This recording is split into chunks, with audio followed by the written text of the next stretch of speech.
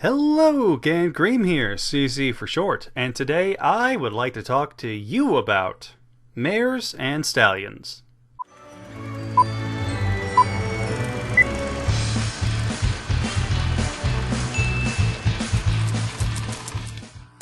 Or to be exact, gender roles in equestria. For a long time, I've seen a lot of on and off again conversations about the roles of both mares and stallions in equestria. And while this may sound like the start of a very generic stand-up routine, it's actually an interesting topic that may have been given some actual weight in the recent episode, Brother Hoof's Social. To be really specific, this line from Rainbow Dash. But don't think me and Scootaloo are gonna take it easy on you just cause you're a stallion.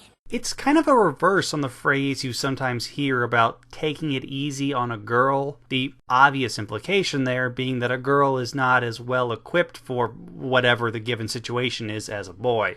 Here, though, Rainbow is giving the exact opposite response. While it is possible that all we're hearing is Rainbow's personal opinion that mares are better than stallions, I'm not quite so sure. There are actually quite a lot of factors that insinuate equestria being a female-dominated society, one of them being the Sister Hoof Social itself. Due to the fact that the judges allowed Rainbow Dash and Big Mac in drag to compete, they're clearly very, very loose on the term sisterhood, just as they said in the episode. In fact, it leads me to believe that sisterhood is being used in the same way that we use the term brotherhood, not in a literal use of gender, but as a term meaning a bond between a group of individuals. There is also the fact that nearly all of the various leaders we have seen are female. For example, Celestia, Luna, Chrysalis, Mare, and even the visiting dignitaries from other lands that we've seen have at least had female companions, who we can guess to be queens or princesses of their own. There's also this wonderful chart done by Pinky Irrational Pie on filmfiction.com, link down in the description, breaking down the genders of MLP. By her own findings, it's about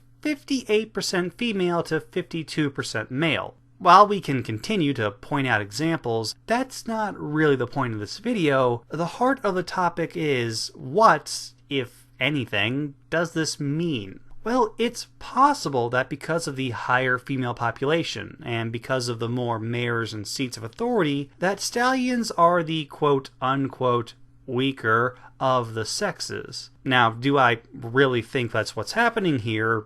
No, not really. After saying it all out loud, one thing that is important to remember is that Equestria has been presented as a land of equality and love. Besides, the entire royal guard seems to be made up entirely of males, so if they were considered weak, they probably wouldn't be the sole serving army. Likely, what we are hearing is just Rainbow Dash's competitive, egotistical opinion. But even if that is the case, it might say something interesting about an underlying mindset in Equestria, that there might be this perceived idea among some about mare superiority for the reasons that I've listed above, even if it's not a popular opinion. More than likely, all we have here is just a throwaway line from Rainbow that's very much in line with something she would actually say. But if you choose to take it in a literal sense, then it makes for a very interesting topic of social stigma that may or may not exist within this world. But what do you think, dear listener? Could there be an idea of mare superiority in Equestria,